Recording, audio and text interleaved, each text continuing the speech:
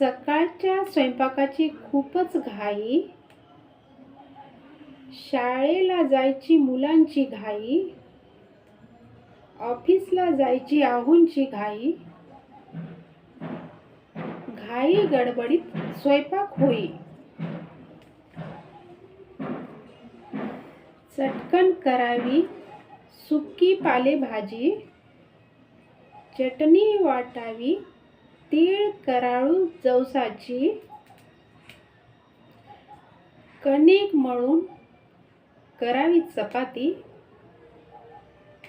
त्यासोबत असावी फोड लोणच्याची. हे आवरावे सारं पटापट, डब्बे भरावे त्यांचे चटाचट, स्वयंपाक करावे लवकर लवकर, जातील